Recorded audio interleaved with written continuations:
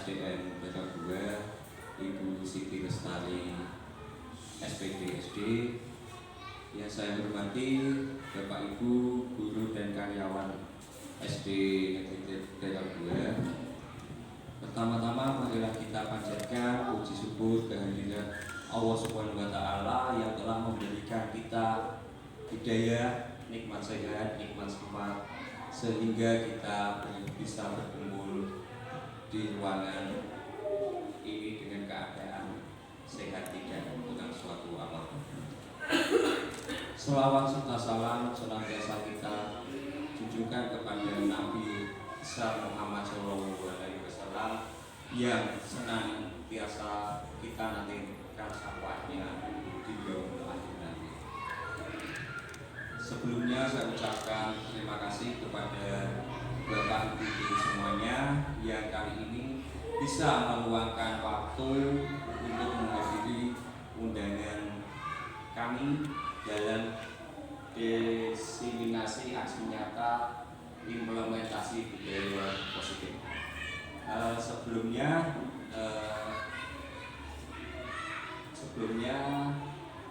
untuk mengawali kegiatan hari ini kita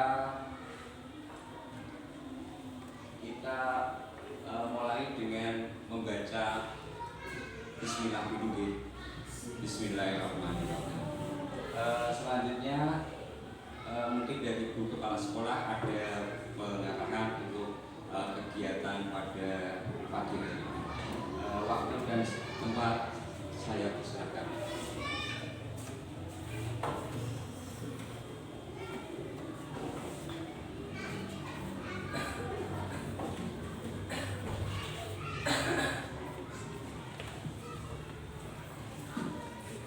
Bismillahirrahmanirrahim.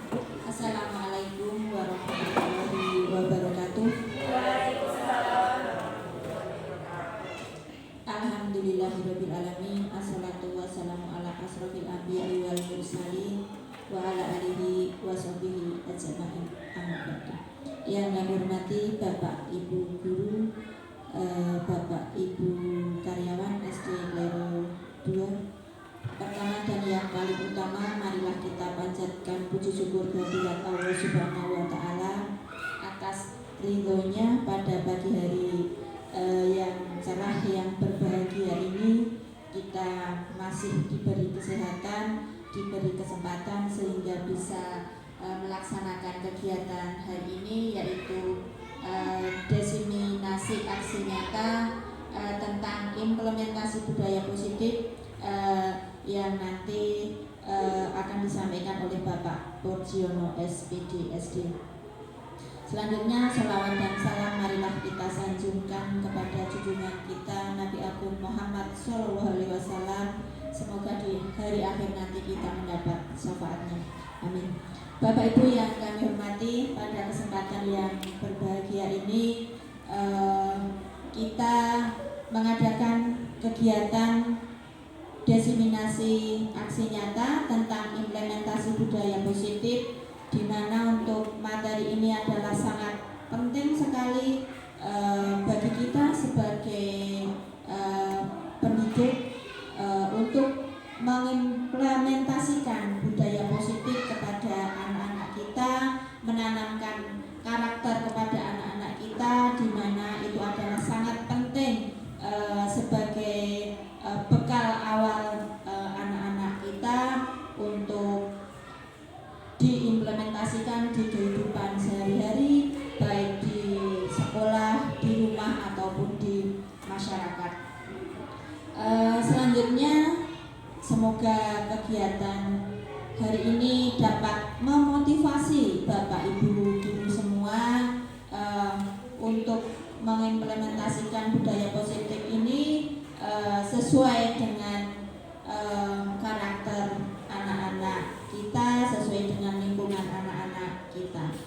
Mungkin demikian ya Bapak Ibu sebagai pengantar dari saya. Selamat mengikuti diseminasi pada hari ini. Demikian, wassalamualaikum warahmatullahi wabarakatuh.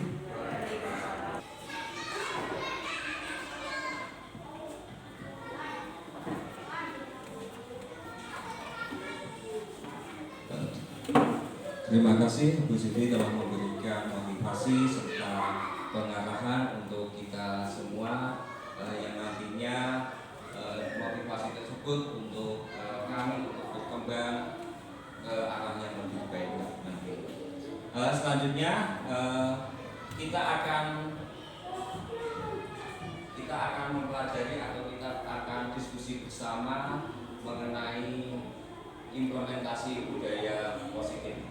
Sebelumnya kegiatan ini dulu sudah pernah dilakukan oleh Bu Hani, Bu Tuti di angkatan sebelumnya.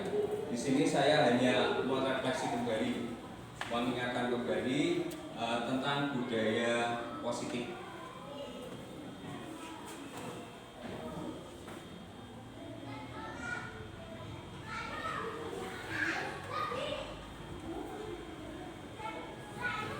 Kita ingat kembali, kita flashback kembali ke filosofi pemikiran Ki Hajar Dewantara tentang menuntun.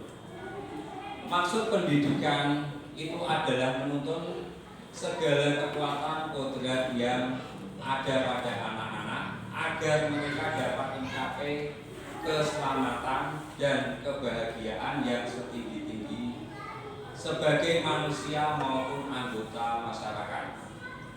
Pada filosofi ini kita coba kita ingat kembali, kita umpamakan kepada anak bayi yang baru lahir, nanti akan mengalami proses untuk jalan.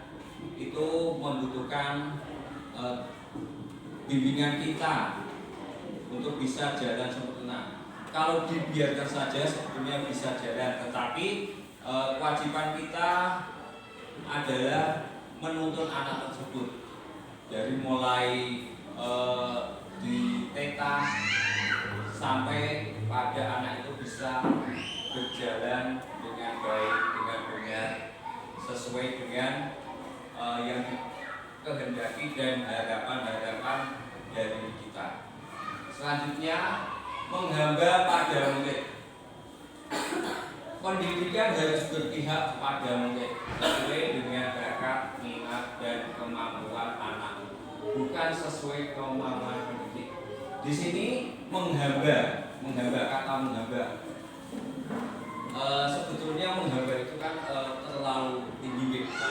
Untuk murid kita menghamba ke murid sebetulnya secara kita berpikir secara itu kan kok kurang pas ya menghamba itu biasanya menghamba kepada Tuhan. Di sini kita menghamba pada murid. Maksud dari menghamba ini kita meletakkan atau kita memenuhi kebutuhan anak,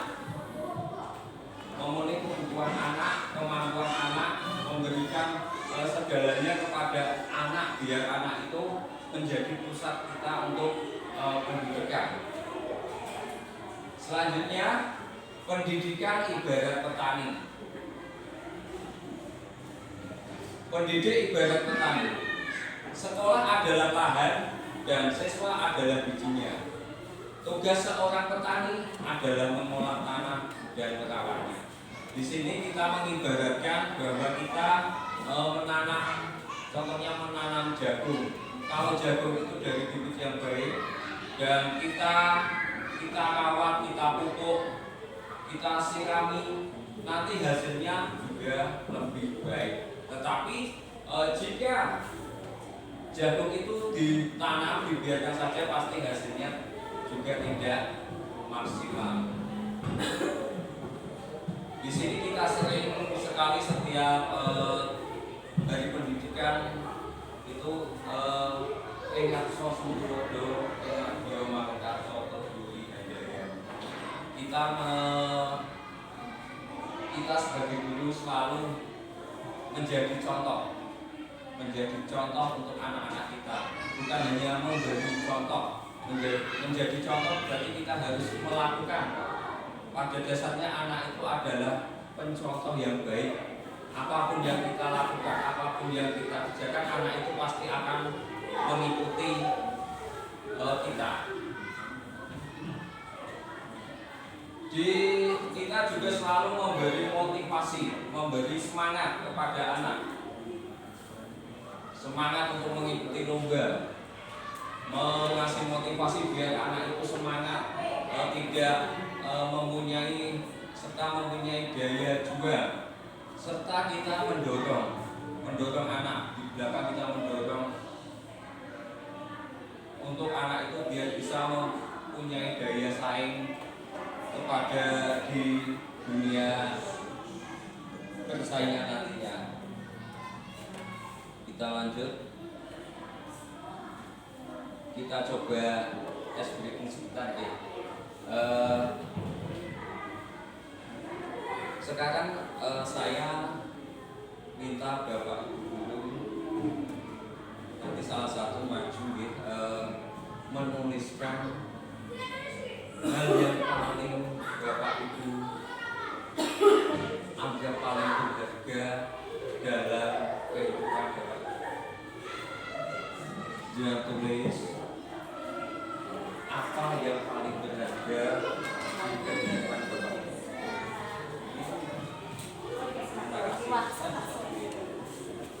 Dia tuliskan, nanti yang satu berperan sebagai itu yang nulis, nanti yang satu lagi meminta.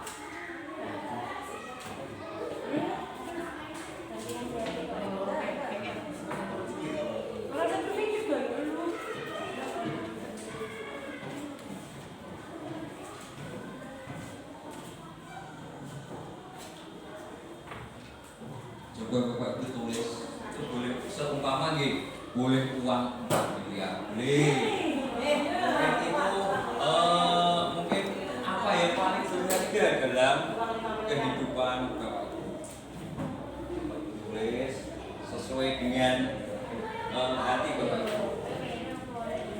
Kalau saya nggak tahu, mungkin Mas Agus pengen apa ya? Pengen sesuatu yang mungkin cewek yang cantik, kan bisa saja. Kan nanti kan beda-beda antara satu dengan yang lain.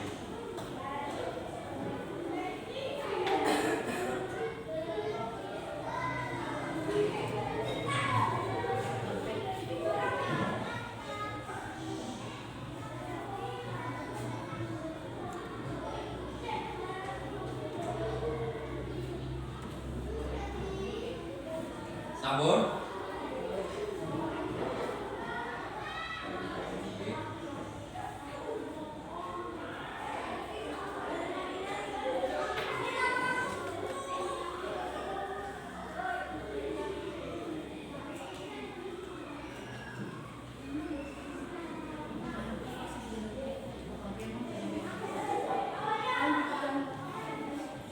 Sekarang saya minta salah satu dari Bapak Ibu untuk mungkin bisa maju ke depan dan menggenggam dari hasilnya tadi. Salah satu bisa siap, monggo sinten. Salah satu bisa maju. Monggo. Monggo salah satu. Salah satu maju dulu. Nanti ada. Nah, saya juga minta salah satu untuk maju lagi. Nanti tugasnya untuk merayu agar Bu Wiwi menyerahkan itu. Kira-kira nanti boleh atau enggak? Saya minta siapa ya? Mungkin ya Mas Jamin atau Mbak Tuti atau Mbak Sinta atau Mbak Naris, monggo. Atau Pak Bambang.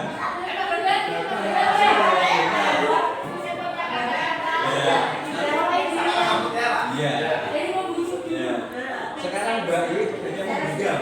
Itu barang yang paling berharga yang dimiliki Bu ini digenggam. Sekarang Pak Bambang tugasnya meraih. Apakah boleh digenggam atau tidak diraih? Diraih dulu. Duduk.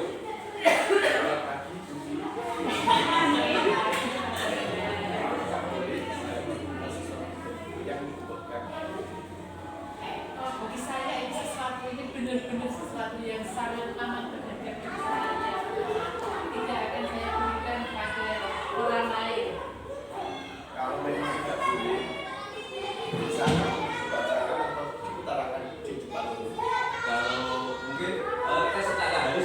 Boleh nggih? Iya. Nah, sekarang coba pakai cara lain. Cara kasar atau cara apa atau mengintimidasi atau menggede, monggo. Dengan mungkin dengan ada.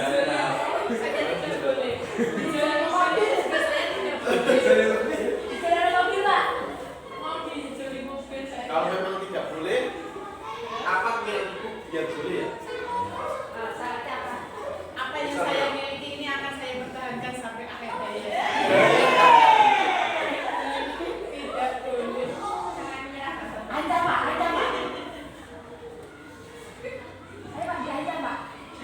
Aku akan memberikan sesuatu yang diinginkan. Mungkin itu bisa saya. Saya akan mempertahankan apa yang saya miliki, Pak. Tidak boleh.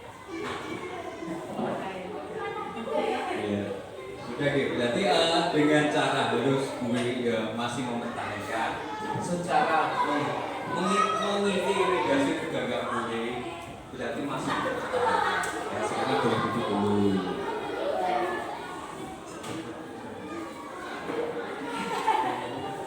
Oke. Dalam kegiatan ini sesungguhnya siapa yang memegang kendali atau kontrol untuk membuka menutup tangan adalah diri kita sendiri. Dipaksa secara apapun, kalau itu sangat berharga pasti akan mempertahankan bagaimana caranya, akan melindungi sesuatu yang paling berharga itu. Lanjut.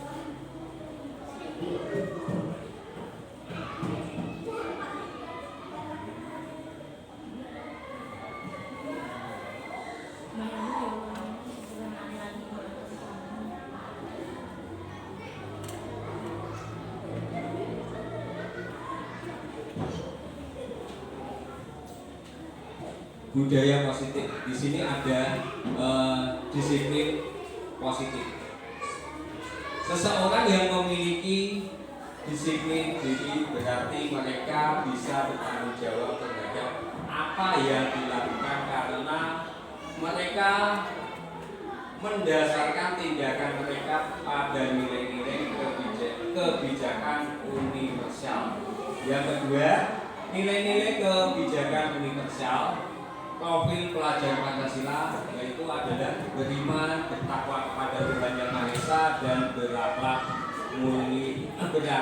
mulia, mandiri, bernalar kritis, berkebinekaan global, gotong royong dan kreatif. Budaya positif, teori motivasi hubungan dan penghargaan institusi. Teori motivasi untuk menghindari ketidaknyamanan atau hubungan. Ya, selanjutnya untuk mendapatkan imbalan atau penghargaan diri dari orang lain, untuk menjadi orang yang mereka inginkan dan menghargai diri sendiri dengan nilai-nilai yang mereka percaya. Hukuman dan penghargaan. Tindakan terhadap suatu pelanggaran pada umumnya berbentuk hukuman atau konsekuensi. Hukuman hanya berdampak sementara, sedangkan penghargaan sebenarnya akan menjadi tidak efektif, merusak hubungan, mengurangi ketepatan, menurunkan kualitas dan kreativitas, serta penghargaan sebenarnya adalah menghukum. Selanjutnya, restitusi. Restitusi adalah proses kolaborasi yang mengajarkan murid untuk mencari solusi untuk masalah dan membantu murid berpikir tentang orang seperti apa yang mereka inginkan dan bagaimana mereka harus memperlakukan orang lain.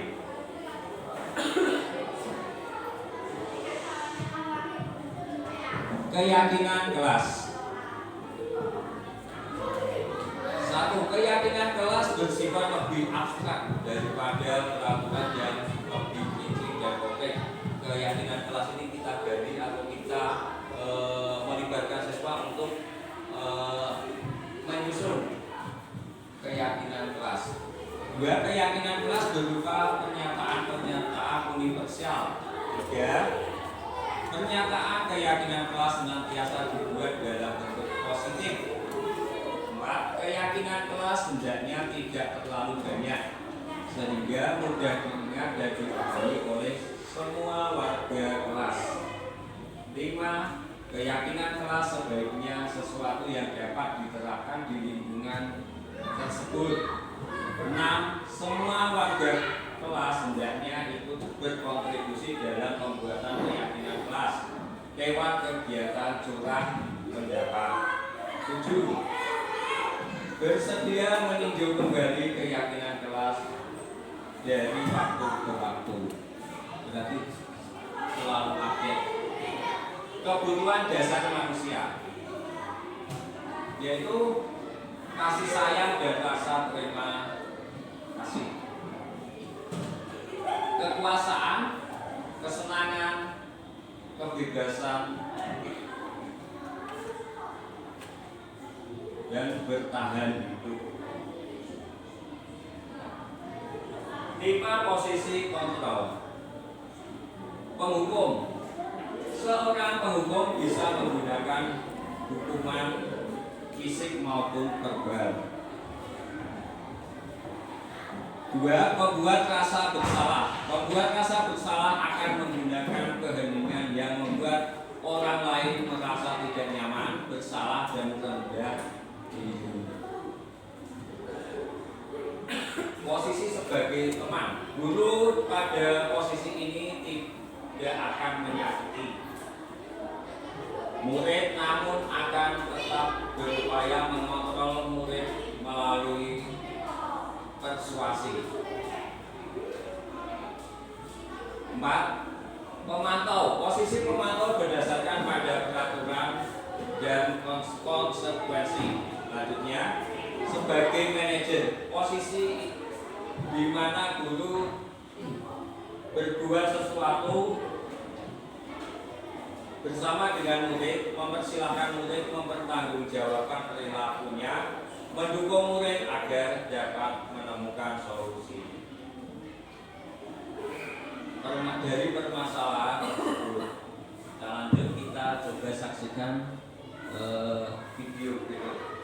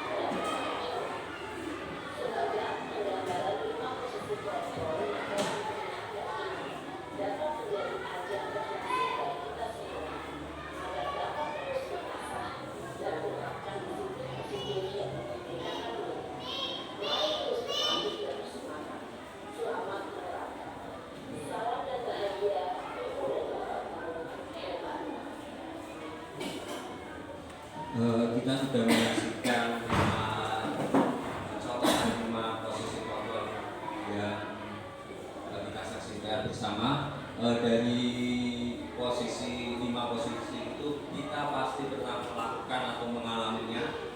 Dari posisi itu yang paling yang tepat untuk kita lakukan adalah posisi sebagai manajer.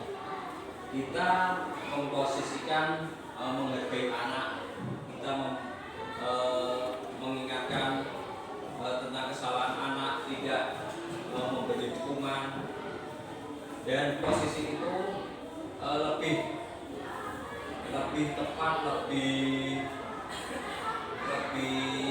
berpihak kepada anak, serta dari guru sendiri lebih aman.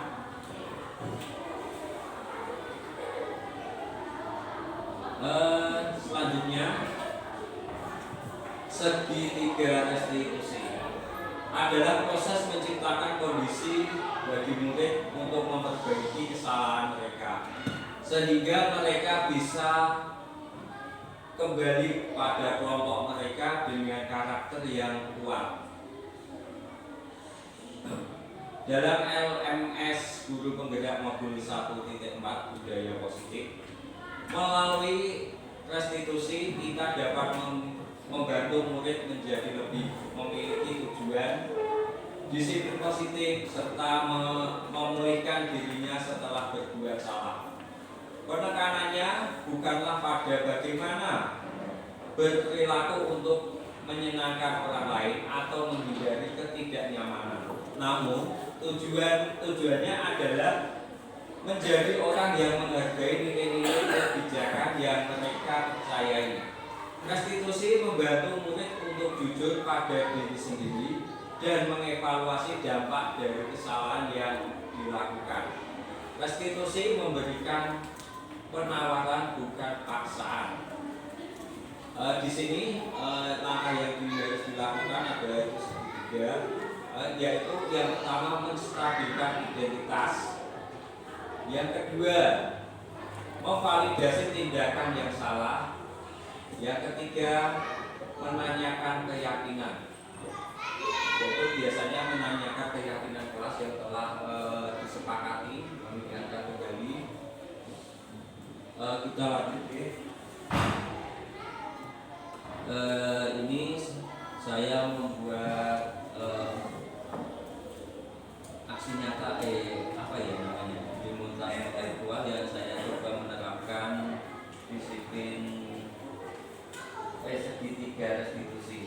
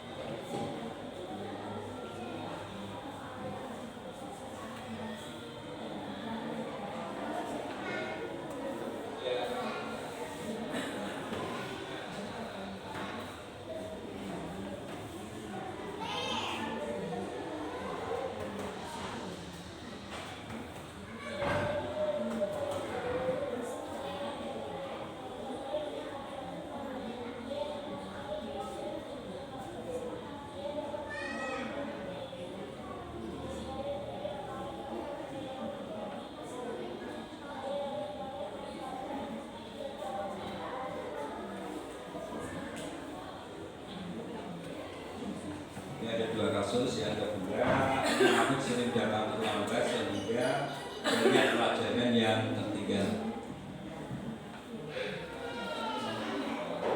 Dengan ingin menstabilkan identitas dulu.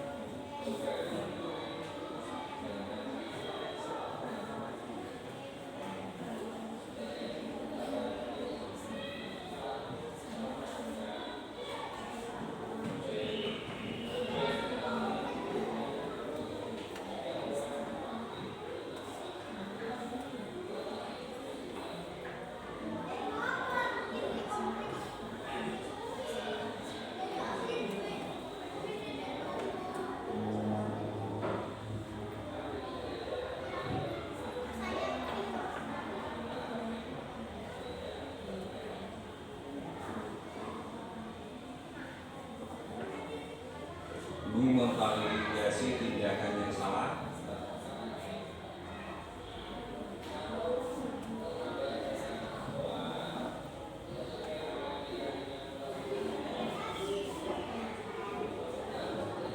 Menanyakan kembali keyakinan kelas.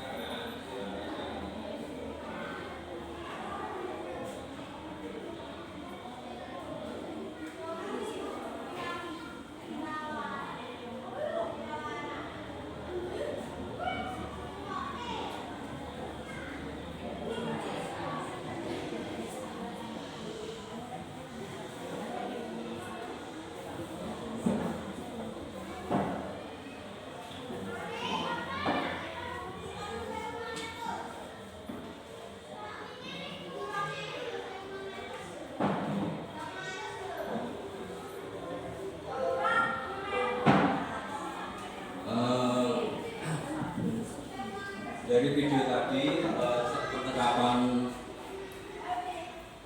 video tadi penerapan segitiga restitusi yang telah saya lakukan, yaitu dengan melibatkan anak dalam penentuan atau keyakinan kelas. Untuk menentukan itu, anak dilibatkan dalam menentukan poin-poin apa saja yang disepakati. Anak-anak hidup dan tumbuh sesuai kodratnya sendiri. Pendidikan hanya dapat merawat dan menuntun tumbuhnya kodrat itu. Ini dari proses pembuatan keyakinan kelas di kelas kami di kelas 4, yaitu semua anak terlibat dalam penentuan poin-poin apa saja. Nanti kita sepakati bersama. Apabila nanti terjadi ada anak-anak yang melakukan tindakan yang tidak betul, nah, kita kembali mengingatkan tentang keyakinan kelas tadi yang kita buat. Berarti mengingatkan kembali, nanti anak secara sadar, oh iya ini salah, aku harus melakukan yang tidak sesuai yang ada dalam keyakinan kelas tersebut. Kita lanjut. Penguatan di sini budaya senyum salam, senyum sapa di sini seperti yang sudah kita terangkan di SD kita, setiap pagi kita mengadakan budaya positif, yaitu dengan menyapa anak, menyapa kehadiran anak. Itu dampaknya begitu besar. Dari segi orang tua ketika mengantarkan anaknya ke sekolah, dicangi karo makannya pasar, makan kerja, oh bapak ibu guru sama sekolah. Dari orang tua itu merasa nyaman, anak tersebut di sekolah sudah ada bapak ibu guru, beliau bisa bekerja dengan tenang.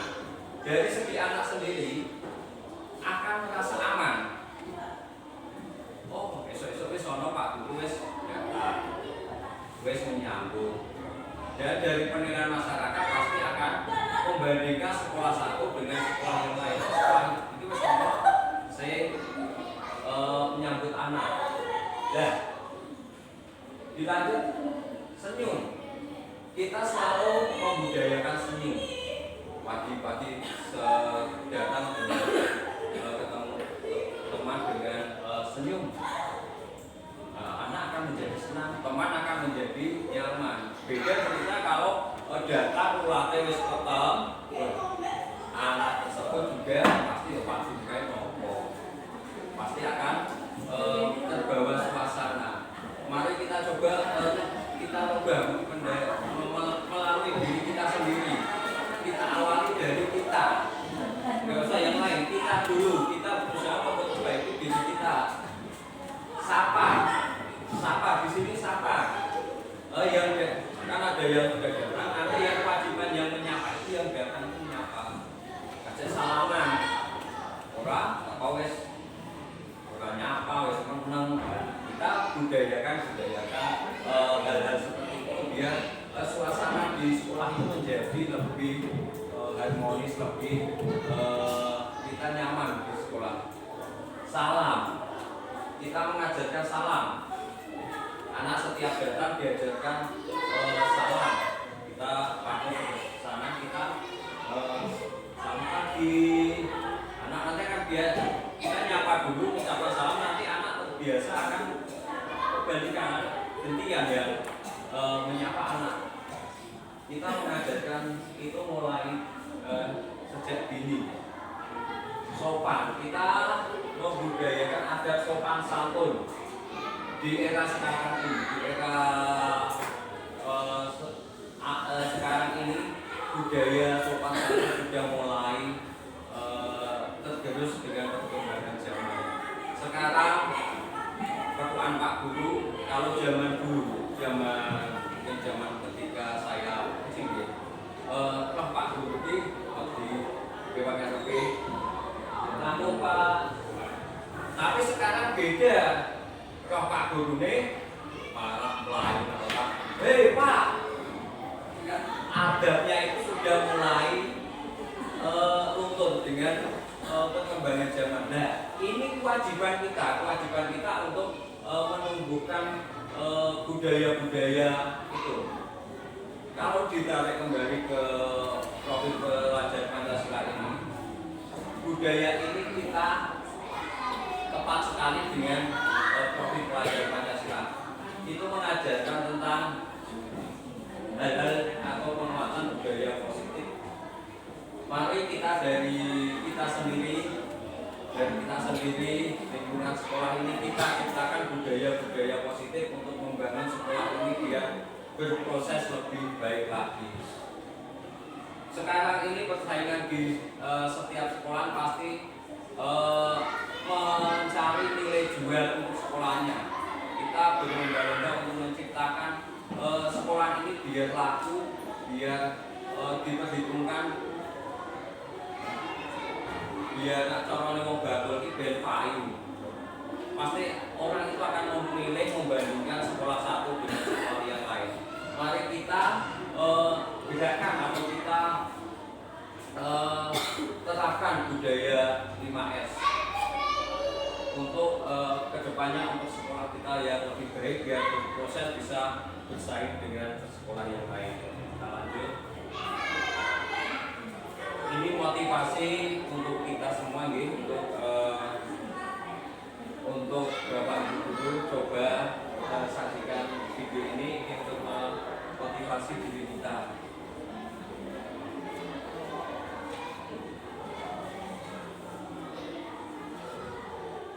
nanti coba bisa diterapkan. Penggala susah itu akan dilalui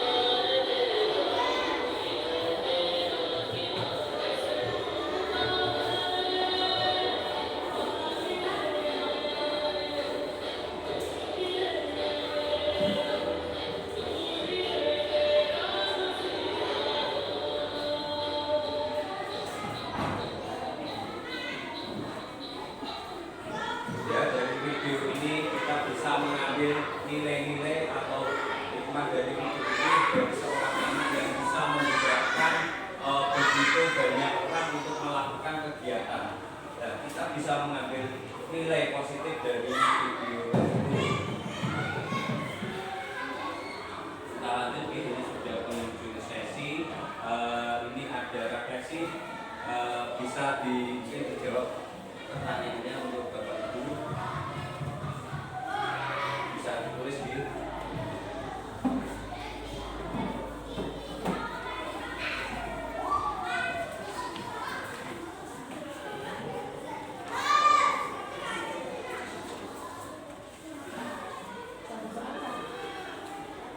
soal satu atau langsung semua nomor gitu.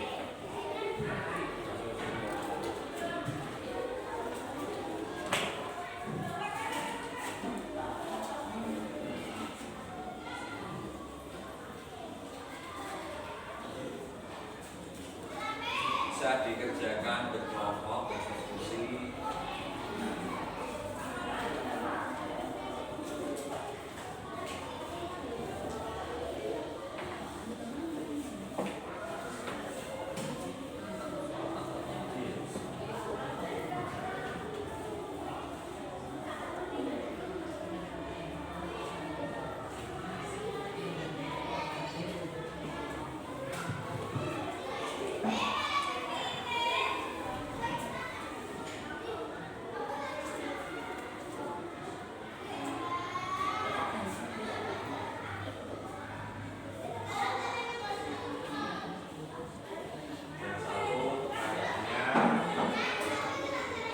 Apakah dengan memberikan hukuman bisa membuat murid tersebut? Jelaskan jawaban Anda. Ya, B. Atau langsung juga nggak apa-apa.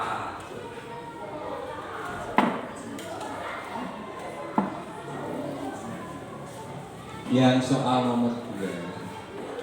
Apakah dengan memberi hadiah dapat meningkatkan motivasi murid dalam jangka panjang? jelaskan. Yang ketiga,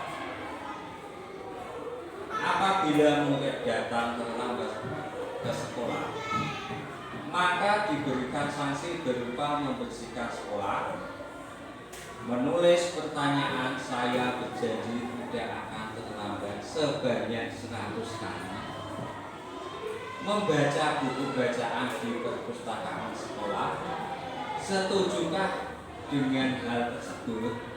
Jelaskan. Yang keempat,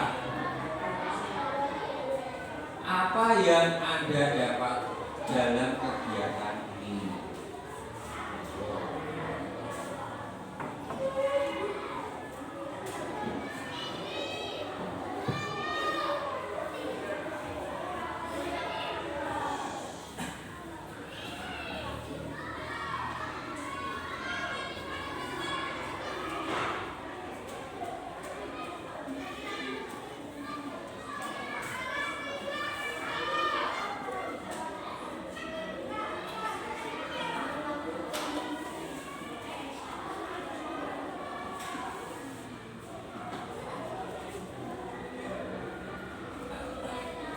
Langsung jawabannya mawon nggih. Soalnya bisa ditulis.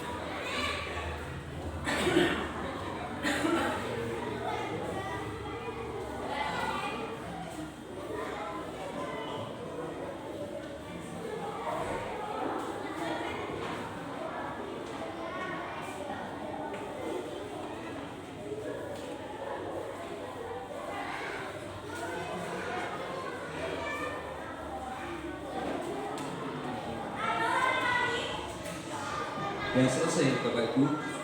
Dan mungkin dari salah satu bisa memberikan jawaban dari pertanyaan tadi.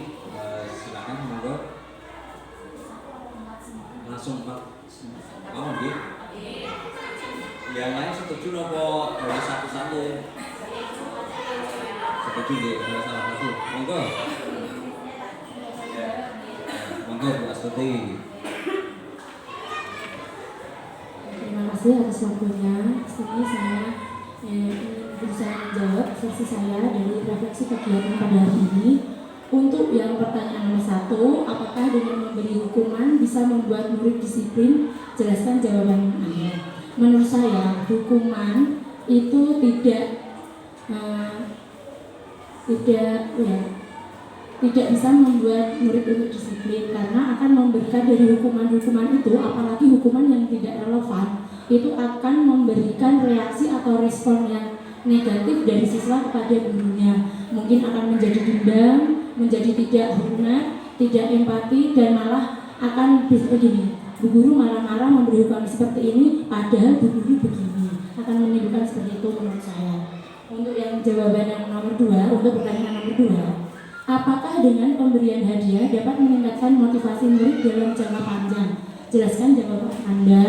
Kalau menurut saya, pemberian hadiah akan berdampak negatif karena akan menimbulkan perasaan seperti ketergantungan atau hanya akan melakukan hal itu jika diberi hadiah. Ada sisi matre lah di situ, tidak timbul dari dalam dirinya. Jadinya ada ketergantungan dan tidak adanya kesadaran dari dalam diri siswa, atau tidak akan tumbuh motivasi itu secara pribadi, secara dari dalam hati. Seperti itu menurut saya.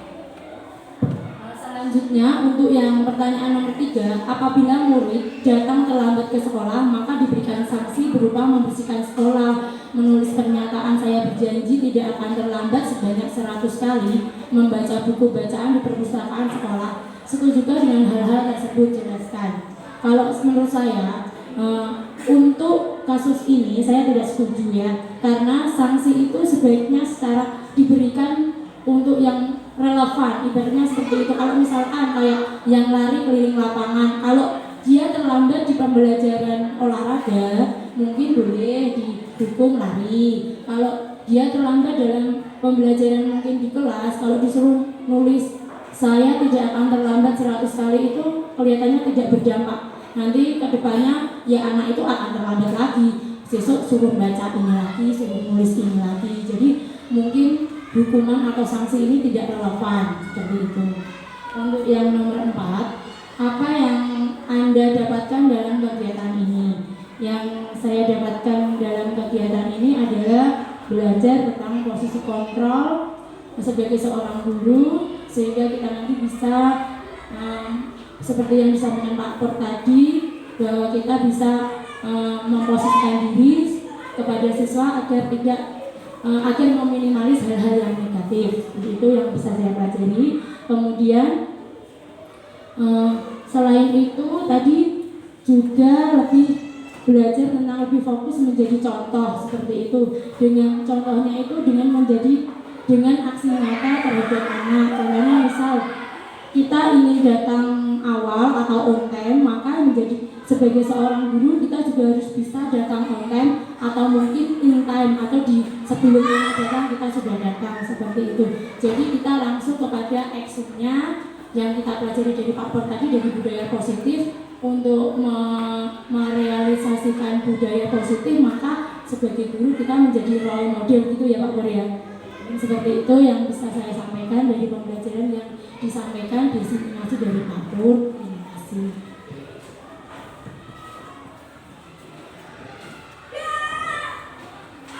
Ya, luar biasa sekali Bu Astuti. Mari kita beri aplaus untuk Bu Astuti. Mungkin dari yang lain, Bu Ani bisa menambahkan atau mungkin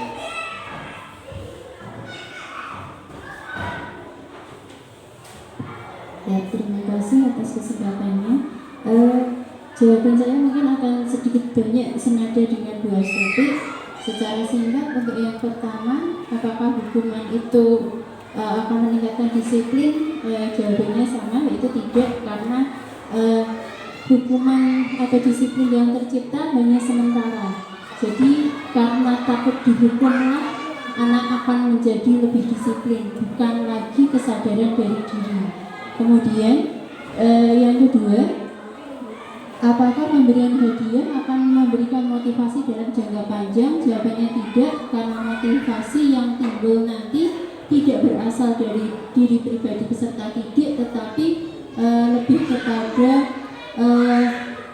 harapan bahwa melakukan sesuatu karena akan mendapatkan sesuatu. Jadi senada kembali. Kemudian yang ketiga, apabila murid datang kemudian diberikan sanksi, sanksinya berupa membersihkan sekolah, menulis pernyataan, kemudian membaca buku di perpustakaan. Apakah setuju? Tidak. Kenapa? Karena hukuman yang diberikan tidak sesuai dengan pelanggaran yang dilakukan. Jadi tidak ada korelasi antara pelanggaran dan hukuman yang didapat. Kemudian yang keempat, apa yang saya dapatkan? Nah, yang saya dapatkan dalam kegiatan ini, dalam diseminasi yang disampaikan Pak Pur adalah pentingnya penerapan disiplin positif di sekolah untuk istilahnya menciptakan lingkungan sekolah yang berbudaya positif, dan penting sekali bagi kita sebagai guru untuk menempatkan diri bukan sebagai role model, bagaimana kita mengambil posisi kontrol yang tepat, menjadi suri teladan. Kemudian penting juga untuk melakukan kerjasama agar disiplin positif yang akan kita terapkan di sekolah berlaku jangka panjang dan dapat diimplementasikan secara baik di sekolah. Sekiranya itu saja Pak Pur, terima kasih atas kesempatannya. Ya, luar biasa sekali Bu Eni. Mari kita beri aplaus untuk Bu Eni.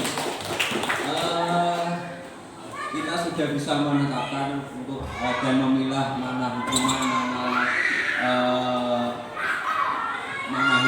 mana yang tidak seharusnya kita lakukan siswa. Di penghujung sesi ini, mari kita terapkan budaya positif di sekolah kita untuk memberikan layanan yang maksimal kepada anak-anak didik kita. Sebelum saya tutup acara ini, dari awal sampai akhir pasti saya punya banyak sekali kekurangan, salah-salah kata. Saya mohon maaf ya sebesar-besarnya. Sebelum menutup, mari kita ingat kembali tepuk jempol. Masih ingat betul? Masih. Tak ulangi lagi deh. Tepuk jempol, tepuk jempol kanan, tepuk jempol kiri, tepuk jempol. Tepuk jempol. Jempol kanan, Jempol kiri. Terima kasih sekali dari saya. Kurang dan lebihnya mohon maaf yang sebesar-besarnya. Akhir kalam, wassalamualaikum warahmatullahi wabarakatuh.